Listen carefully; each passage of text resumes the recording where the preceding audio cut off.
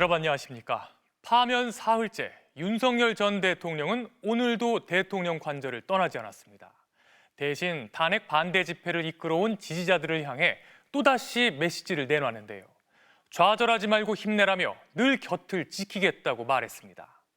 민주당은 극우 세력을 선동하는 관저 정치로 또 대한민국을 흔들려 한다고 비판했습니다. 첫 소식 홍익표 기자가 보도합니다. 윤석열 전 대통령이 변호인을 통해 파면 이후 두 번째 입장을 내놨습니다. 이번에도 자신을 응원해준 지지자들만을 향한 메시지였습니다. 탄핵 반대 집회를 거론하며 자유와 주권의 수호, 대한민국의 위대한 역사라고 추켜 세웠고 국민 변호인단을 향해 좌절하지 말고 힘내라, 늘 여러분 곁을 지키겠다고 했습니다. 파면 당일에도 지지자들의 기대에 부응 못해 죄송하다고만 했던 윤 전 대통령. 국민의힘 지도부와 만난 자리에선 대선에서 승리하길 바란다. 나경원 의원과의 차담에서도 고맙다는 말만 전했습니다. 헌법재판소 결정을 존중한다거나 반성과 사죄, 국민통합의 표현은 지난 사흘간 단 한 번도 없었습니다. 윤 전 대통령은 관저에서 퇴거할 움직임도 보이지 않고 있습니다.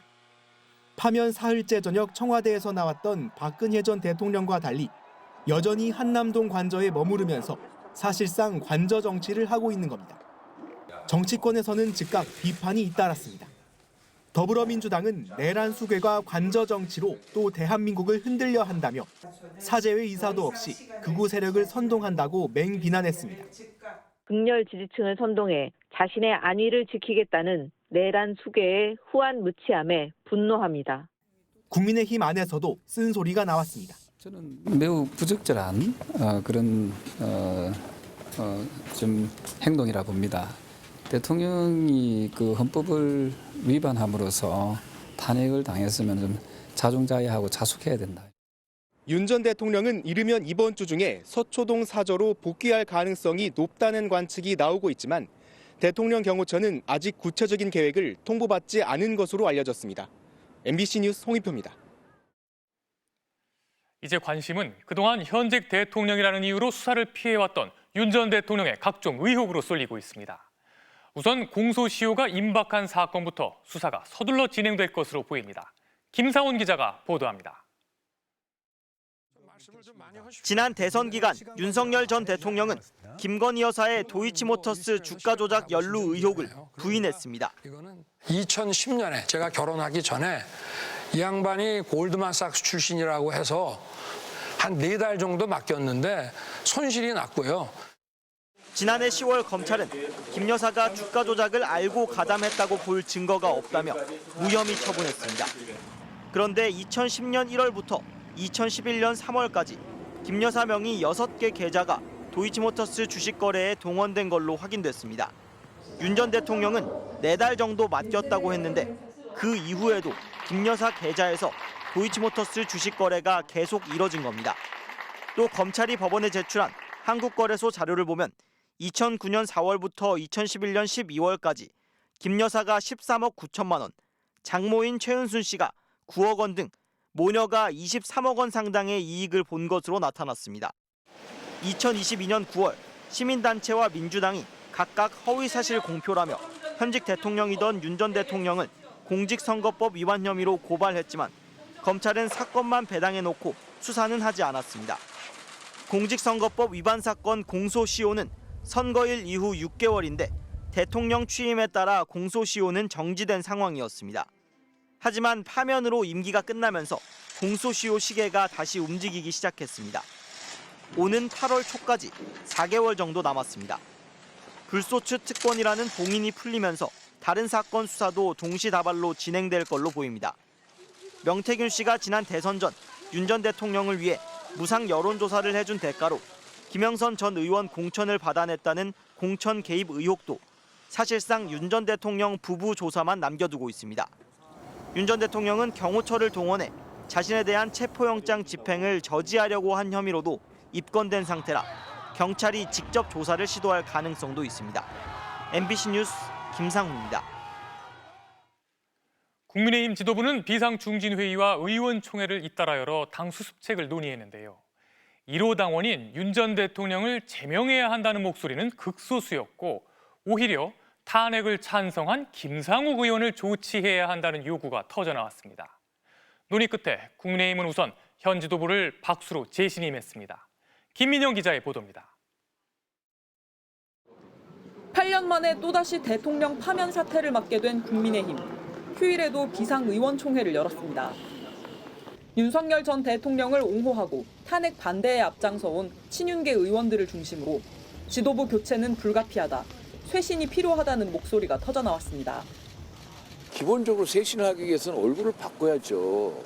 안 그렇습니까? 그게 기본 아니에요. 대다수 의원들은 그러나 조기 대선까지 시간이 촉박하다며 권영세 비상대책위원장과 권성동 원내대표가 계속 당을 이끌어야 한다는 데 의견을 모았습니다. 지도부에서 앞으로 남아있는 대선 일정까지 최선을 다해서 수행해달라는 의미에서 다시 재신임을 박수로 추인을 했습니다. 재신임된 지도부는 대선 승리가 대한민국을 지키는 사명이라며 당의 단합을 강조했지만 정작 파면된 윤석열 전 대통령과의 거리두기에는 미온적이었습니다. 의원총회에서는 1호 당원 윤석열에 대한 징계 논의조차 없었고 앞서 지도부가 소집한 4선 이상 중진 비상회의에서도 윤석열 탈당과 징계를 요구하는 목소리는 극소수에 그쳤습니다. 윤석열 대통령과 하루빨리 절연해야 된다고 생각하고요. 그 헌법을 수호하지 않는 대통령에 대해서 왜 그리 온정주의에 빠져 있는지 잘 모르겠어요. 여당 주류 의원들은 윤 대통령이 아닌 일부 탄핵 찬성파 의원에게 화살을 돌리는 모양새입니다. 전날 국민의힘 의원 단체 대화방에선 탄핵 찬성 전면에 나섰던 초선 김상욱 의원에 대한 비난과 성토가 이어졌고 의원총회에서도 김 의원에 대한 조치를 취해야 한다는 요구가 터져나왔습니다. 국민의힘 의원들은 국가와 국민과 경제를 대혼란으로 밀어넣어 파면된 윤석열 전 대통령이 아닌 김상욱 의원의 거취 문제를 당 지도부에 일임하기로 했습니다. MBC 뉴스 김민영입니다. 민주당 등 민주진보 진영은 조속한 선거일 확정을 요청하고 대선 후보 경선 방안을 제안하는 등 조기 대선 준비에 분주한 모습입니다.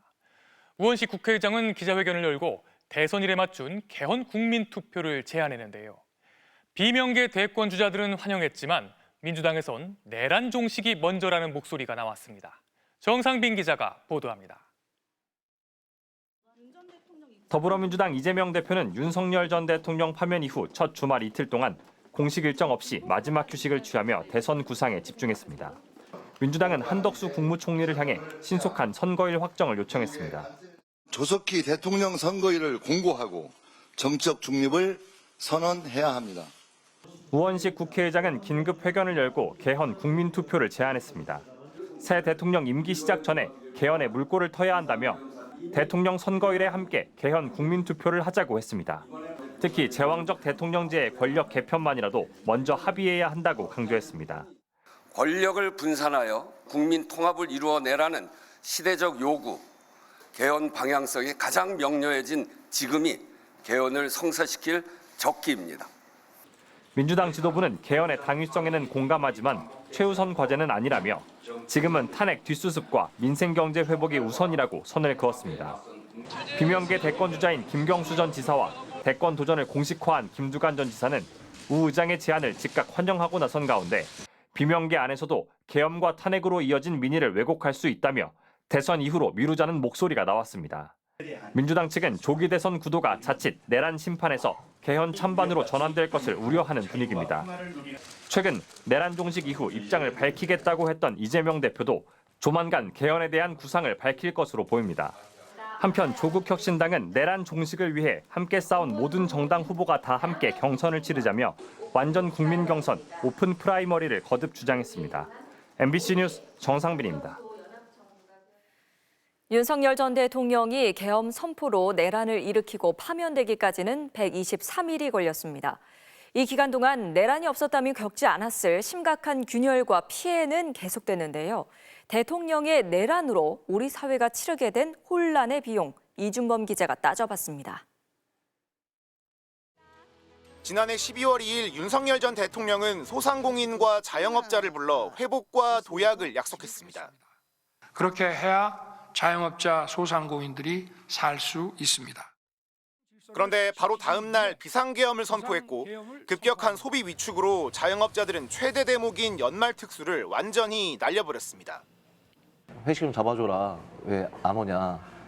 그러면 어떤 회사나 기관이나 이런 자체에서 이렇게 좀 분위기가 안 된다. 내란 이전인 11월 570만 명이었던 자영업자 수는 지난 1월 550만 명으로 두 달 새 20만 명이나 줄었습니다. 1월 기준으로 IMF 외환위기 당시인 1997년과 1998년, 글로벌 금융위기가 찾아온 2008년과 2009년보다도 적습니다. 폐업한 자영업자들에게 지급되는 노란우산 공제금도 지난 1월과 2월에만 3,393억 원으로 작년 상반기 지급액의 절반을 벌써 찍었습니다. 윤 전 대통령 취임 전날 2,610선이었던 코스피 지수는 임기가 끝난 파면 당일 2,465선으로 마감됐습니다. 피해는 경제에만 그치지 않았습니다. 계엄 이후 발표된 스웨덴 민주주의 다양성 연구소 보고서는 31년 만에 처음으로 한국의 민주주의 체제 등급을 낮췄고 민주주의 지수가 1년 새 10단계나 떨어지며 역대 최저점을 기록한 지표도 나왔습니다. 극우 세력들은 내란을 옹호하며 노골적인 차별과 혐오를 당당히 드러냈습니다. 조선 야 연별 전라도인 저거지. 국민들 사이에선 막연한 불안과 공포가 퍼져나갔습니다. 단순히 어떤 그 색깔 옷을 입었다고 이제 구타를 당한 거예요. 그래서 입원한 케이스가 있어요. 직원들이랑 정당을 의미하는 색깔의 옷 있죠. 그런 것들은 전부 안 입고 있었고. 헌법재판소는 탄핵 결정문에서 대통령 파면으로 정치적 혼란이 생기겠지만 이는 자유민주적 기본 질서를 지키기 위해 불가피하게 치러야 하는 민주주의의 비용이라고 밝혔습니다. 하지만 이 같은 청구서를 국민들에게 떠넘긴 채 쫓겨난 대통령은 반성과 사과도 없이 오늘도 극렬 지지층을 북돋는 메시지를 냈습니다. MBC 뉴스 이준범입니다. 오늘은 탄핵 선고 이후 첫 일요일인데요. 넉 달 동안 이어졌던 집회가 사라진 도심은 모처럼 평온한 모습이었습니다. 나들이에 나선 시민들도 봄을 만끽했고요. 어렵게 되찾은 주말 일상 백승호 기자가 취재했습니다. 겹겹이 경찰 차벽으로 막아 삼엄하게 봉쇄됐던 헌법재판소 주변. 여전히 차벽은 남아있지만 풍경은 확연히 달라졌습니다. 차벽을 배경으로 사진 찍는 관광객들, 모처럼 주말 나들이를 나온 사람들로 활기를 되찾았습니다. 지금 이곳은 원래 완전히 통행이 제한됐던 곳인데요. 지금 이렇게 바리게이드가 남아있긴 하지만 안쪽 식당으로 자유롭게 오갈 수 있습니다. 탄핵 선고에 강제로 영업을 중단했던 가게들도 다시 문을 열었습니다. 모든 게 다 정상화가 돼서 근처에 있는 상인분들도 그렇고 다들 일상으로 완전히 다 돌아갔으면 좋겠습니다. 그냥 좀 경제가 좀 더 좋아졌으면 좋겠다라고 하는 게 가장 큰 것 같아요. 윤석열 전 대통령이 아직 머물고 있는 한남동 관저 주변은 적막함이 감돌았습니다. 탄핵 반대 집회로 늘 소란했던 이곳도 윤 전 대통령 지지자들이 자취를 감추면서 주민들은 간만에 조용한 주말을 되찾았습니다. 마이크로 이제 뭐 육두 문자를 할 때도 가끔 있었고 날씨도 이제 많이 좋아졌고 사람들 많이 안 계셔가지고 좀 평화로워진 것 같습니다. 12.3 내란 이후 주말이면 집회 현장으로 달려나갔던 시민들은 이제야 광장 대신 공원을 찾아 봄꽃을 보는 여유를 즐겼습니다. 그러면서 어렵게 되찾은 귀한 일상을 계속 지키고 싶다고 입을 모았습니다. 더 나은 민주공화국으로 갈 수 있었던 그런 계기가 되지 않았나. 오늘은 되게 간만에 즐거운 주말을 보낸 것 같아요. 집회 생각을 안 하고 오늘은 이제 오롯이 가족들과 함께 보냈습니다. 계엄에 대해서 책임지는 사람들은 여야가 합치를 해가지고 빨리 처벌을 내리고 그 가운데서 다시 좀 밝은 사회로 나갔으면 좋겠습니다. 시민들 스스로 지켜낸 평범한 일상이 어느 때보다 소중한 하루였습니다. MBC 뉴스 백수입니다. 헌법재판소의 윤석열 전 대통령 파면 결정 의미에 대해 김선태 고려대 법학전문대학원 명예교수에게 물어보겠습니다. 교수님 어서 오세요. 네, 안녕하세요. 지금 헌재 결정문이 화제입니다. 국민 헌법 교과서다라는 말도 나오는데요. 교수님 보시기에 어떠셨나요?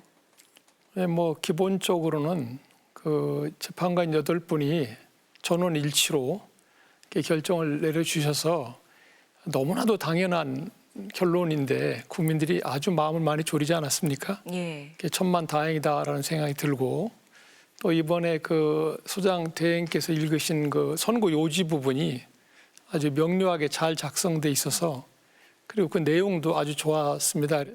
근데 이번 그 12.3 계엄 사태에서 우리가 특히 주목해야 될 것은 이 사태를 우리 헌법재판소가 어떻게 의미를 규정할 것인가.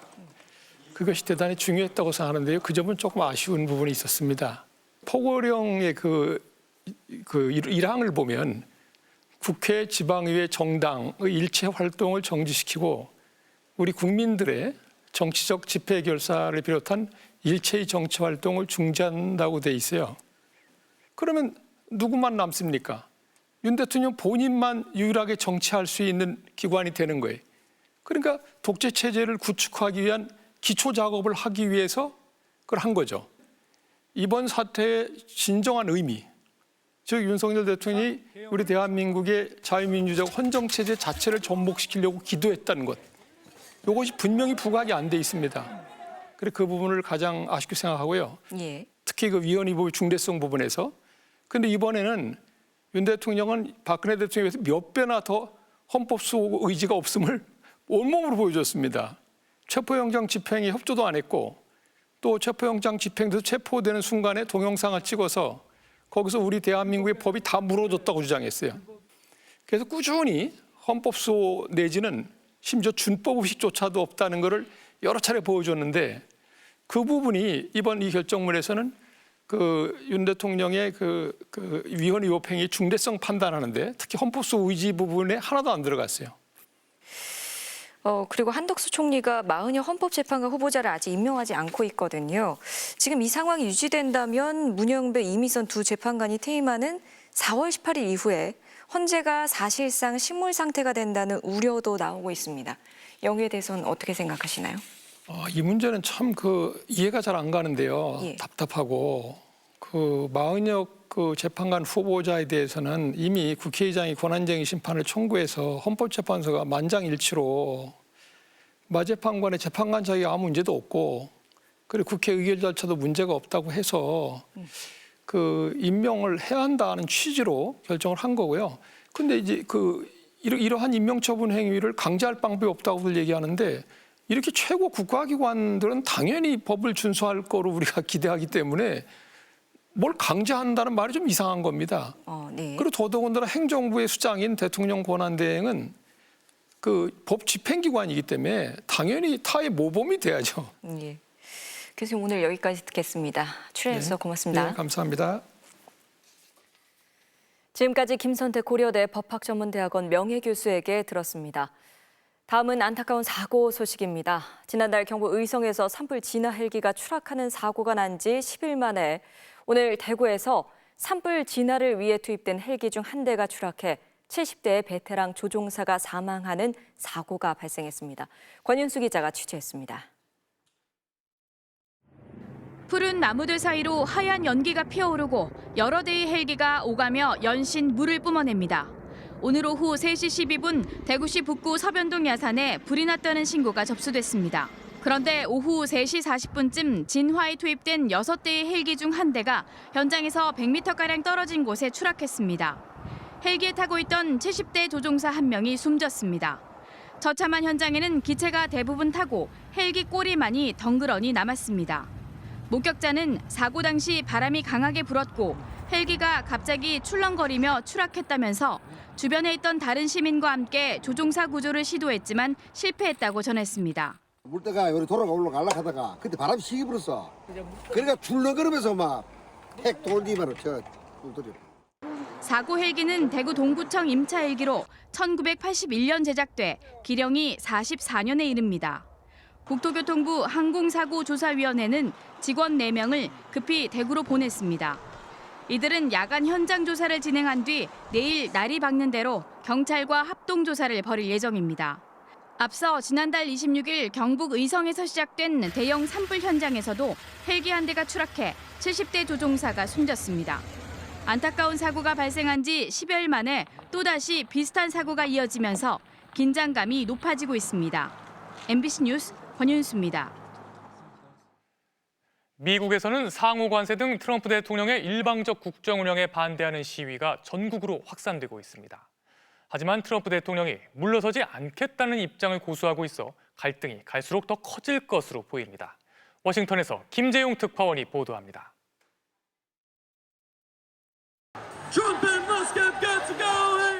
트럼프는 손을 떼고 떠나라는 구호가 뉴욕, 시카고 그리고 수도 워싱턴 DC 등 미국 전역을 뒤덮었습니다. 상호 관세와 정부 축소, 복지 예산 삭감 등 일방적 정책에 반대하는 목소리가 전국 1,200여 개 시위에서 분출됐습니다. 머스크도 비판의 표적이 됐습니다. And it's done. I mean, the guy is completely out of control. And to see this country just melt down in 특히 관세 정책에 대한 우려는 더 커져 부담이 결국 소비자에게 전가되고 트럼프가 홍보하는 산업 부흥도 쉽지 않다는 보도가 나왔습니다. 미국 제조업 노동자의 평균 연봉이 우리 돈 1억 5천만 원, 중국의 4배나 돼 충분한 산업 이전은 불가능하다는 겁니다. 관세가 낮게 결정된 멕시코, 브라질, 인도가 승자가 될 거란 전망도 나왔습니다. 관세 반대 여론은 더 높아져 월스트리트 저널 조사에선 찬반이 뒤집혔고 JP모건은 올해 미국 경제 성장률을 무려 1.6%포인트나 낮춰 마이너스 0.3%로 역성장할 거라고 경고했습니다. 하지만 트럼프는 요지부동입니다. SNS에 이것은 경제혁명이고 우리가 이길 것이다. 버텨라. 쉽지 않겠지만 결과는 역사적일 것이다 라고 쓰며 물러서지 않겠다는 뜻을 재확인했습니다. 중국이 더 타격을 받았다는 주장도 했습니다. 오바마와 해리스는 비판의 포문을 열었습니다. 관세 정책이 미국에 도움도 안 되고 일방적 국정 운영으로 시민 권리가 침해되고 있다며 이에 맞설 존재는 결국 국민, 즉 유권자뿐이라고 강조했습니다. It is up to all of us to fix this. It's not going to be because somebody comes and saves you. 이런 가운데 트럼프 못지않은 비판 대상인 머스크는 이탈리아 극우 정당에게 보낸 연설에서 이상적으론 무관세 체제를 희망한다고 말해 헤어질 균열 조짐일 수도 있다는 관측이 나왔습니다. 워싱턴에서 MBC 뉴스 김재용입니다. 중국은 미국의 관세 부과가 이웃을 거짓 취급하고 경제적으로 괴롭히는 거라고 비난했습니다. 미국으로부터 관세 폭탄을 맞은 나라들이 서로 연대하는 조짐도 나타나면서 이 상황이 오히려 중국의 득이 될 거란 분석도 나오고 있습니다. 베이징에서 이필희 특파원이 보도합니다. 중국은 미국의 관세 부과가 다자 무역 체계를 심각하게 훼손하고 있다고 지적했습니다.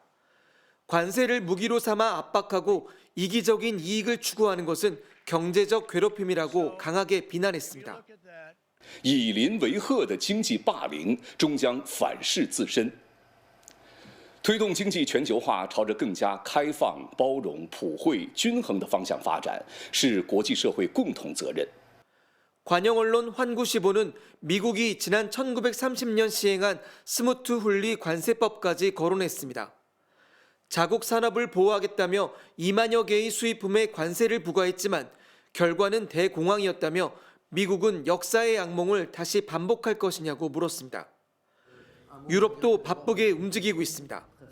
프랑스 마크롱 대통령은 자신의 SNS에 시민과 기업을 보호하기 위해 영국과 프랑스 두 나라가 단결할 것이라고 적었습니다.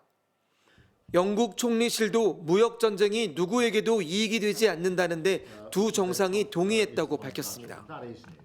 동남아시아 국가연합 아세안도 공동 대응을 모색하고 있습니다.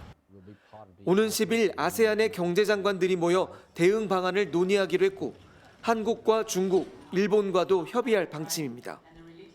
트럼프가 벌인 관세 전쟁이 중국의 입지만 넓혀줄 거란 전망도 나옵니다. 미국으로부터 고율 관세 폭탄을 맞은 국가들이 새로운 시장을 모색할 경우 14억 인구의 중국이 대안이 될 수 있다는 겁니다. 월스트리트저널은 중국이 큰 힘들이지 않고 서방의 분열을 확인하게 됐다며 미국이 주도하는 세계 경제 질서 속에서 시진핑 주석이 승자로 떠오르고 있다고 진단했습니다. 베이징에서 MBC 뉴스 이필입니다. 미국이 국내 최대 규모의 염전 소금에 대해 강제 노동을 이유로 수입 금지 조치를 내렸습니다. 미국 국토안보부 산하 관세국경보호청은 현지 시간 3일 태평 염전의 제품이 강제 노동을 통해 만들어졌다는 증거를 바탕으로 수입 보류 명령을 내린다고 밝혔습니다. 한국 제품이 강제노동을 이유로 수입 금지 조치를 당한 건 이번이 처음인 것으로 알려졌습니다. 요즘 SNS에서 챗 GPT를 이용해 사진을 일본 지브리 스튜디오 만화 스타일로 바꿔서 올리는 게 유행이죠. 하지만 AI가 허락을 받고 그림을 학습한 건지 초상권 침해는 아닌지 재미를 넘어선 문제점들이 지적되고 있습니다. 박진준 기자가 보도합니다. 기자의 사진을 챗 GPT에 올리고 일본 애니메이션 지브리 스타일로 바꿔달라 했습니다. 동그란 눈에 부스스한 머리까지. 불과 몇 분 만에 지브리 스튜디오가 만든 듯한 이미지가 뚝딱 나옵니다. 3월 25일 챗 GPT가 공개한 이미지 생성 서비스. 지브리는 물론 미국의 인기 만화 심슨, 한국의 뽀로로까지 못 만드는 게 없습니다.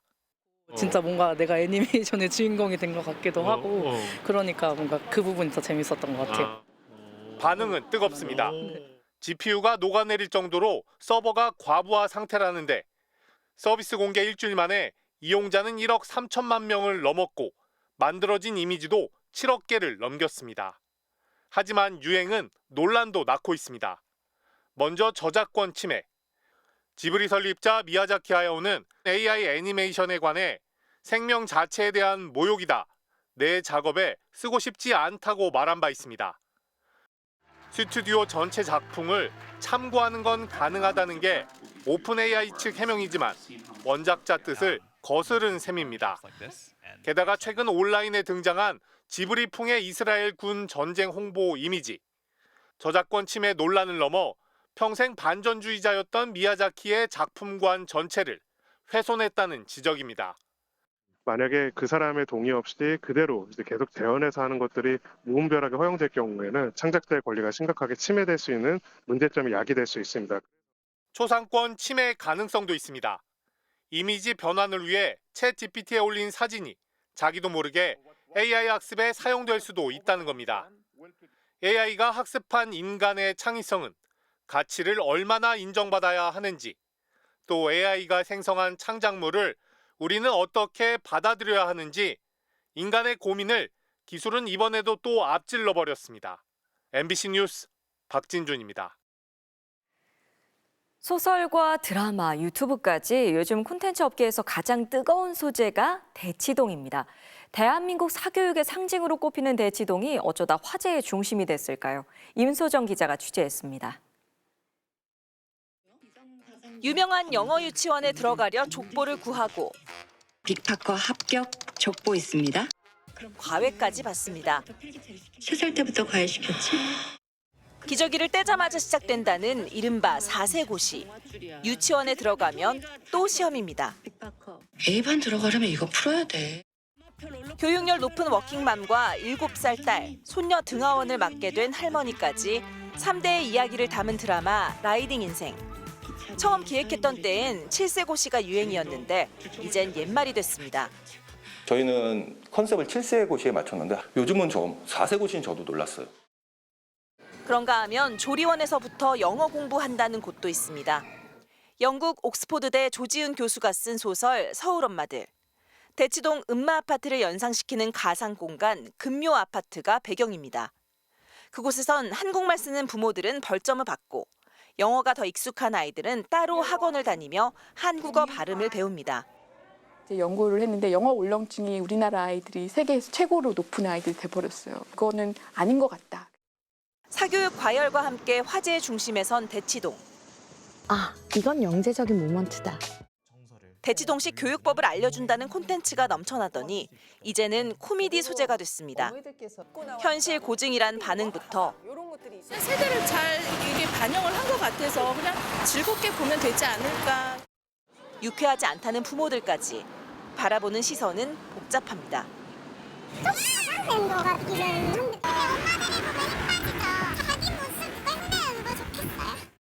대치동이 자꾸 회자되는 건 교육 문제가 그만큼 뜨겁다는 증거입니다. 매년 최대치를 경신하는 사교육비. 영유아로 좁혀도 한 해 8,154억 원입니다. 학원이 유지할 수 있는 것은 불안감을 줘서 하는 거다. 저뿐만 아니라 모든 부모들이 고민은 할 거예요. 이 방향성이 맞는지. 배우는 즐거움이 아닌 끝없는 경쟁에 내몰리는 교육. 대치동 이야기를 그냥 재밌게 보고 넘길 수 없는 게 우리의 현실입니다. 어른들이 잠깐 멈춰서 우리 아이들을 위해서 생각해줘야 되지 않나? MBC 뉴스 임소정입니다. 헌법재판소의 윤석열 전 대통령 파면 결정에 반발해 경찰 버스를 부순 20대 남성이 구속됐습니다. 서울중앙지법은 윤 전 대통령 파면 결정 직후 안국역 인근에 세워진 경찰버스 유리창을 곤봉으로 파손한 20대 남성에 대해 도망할 염려가 있다며 구속영장을 발부했습니다. 잠시 후 뉴스데스크 이어 방송되는 탐사기획 스트레이트는 윤석열 전 대통령을 만장일치로 파면한 헌법재판소의 결정을 다시 한번 짚어보고 다가오는 내란 사태 형사재판에 미칠 영향을 분석합니다. 또 법치와 민주주의 퇴행, 경제 파탄 같은 윤석열 정부가 남긴 막대한 청구서를 들여다봅니다.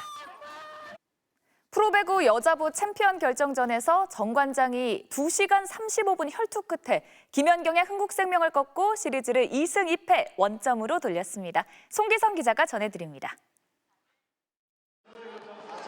오늘 끝내려는 흥국생명과 5차전까지 끌고 가려는 정관장. 세트스코어 1대1 동점에서 맞은 3세트는 그야말로 혈투였습니다. 무려 11차례 듀스가 이어진 치열한 공방 끝에 정관장이 부키리치의 득점과 염혜선의 서브 에이스로 힘겹게 세트를 따냈습니다. 정관장은 곧바로 4세트를 내주며 다시 위기에 몰렸지만 마지막 5세트에서 무시무시한 뒷심을 발휘했습니다. 7대10으로 끌려가던 상황에서 메가의 백어택과 염혜선의 서브 에이스를 앞세워 10대10 동점을 만들었고 부키리치의 블로킹까지 더해 5연속 득점으로 전세를 뒤집었습니다. 결국 정관장은 해결사 메가의 득점으로 2시간 35분 명승부에 마침표를 찍었고 2패 뒤 2연승으로 승부를 원점으로 돌렸습니다.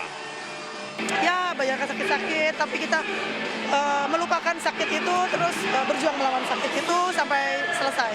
행복해.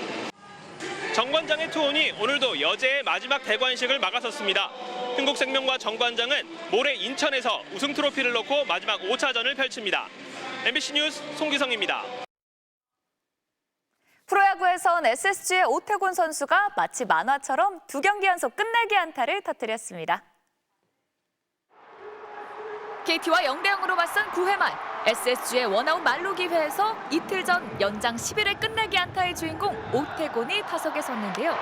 쳤습니다. 쭉쭉 뻗는 공! 담장을 바로 맞춘 끝내기 안타. 오태곤이 거짓말처럼 2경기 연속 끝내기 안타로 SSG의 3연승을 이끌었네요. 2회 말 투아웃 만루 기회에서 좌전 안타를 터뜨리는 LG의 홍창기. 그런데 기아 이호성이 공을 더듬었어요. 그 사이 1루 주자 박혜민이 어느새 홈까지 내달리는데 홈에서 세이브! 센스 만점 주루에 힘입은 LG가 가장 먼저 10승고지를 밟았습니다. 마지막은 삼성 3루수 김영웅의 환상적인 수비입니다.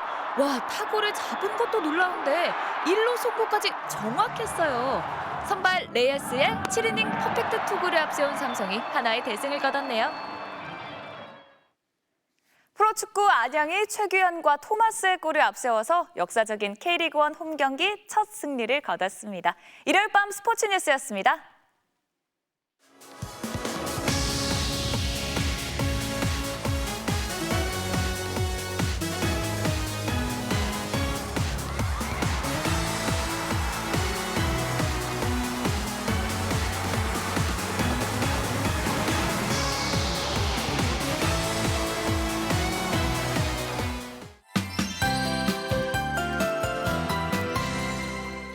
따스한 봄볕을 오롯이 느낄 수 있는 휴일이었죠. 서울의 벚꽃도 한층 더 기지개를 켜기 시작했고요. 내일부터는 날이 더 따뜻해지면서 도심의 벚꽃들도 차츰 절정을 이룰 것으로 보입니다.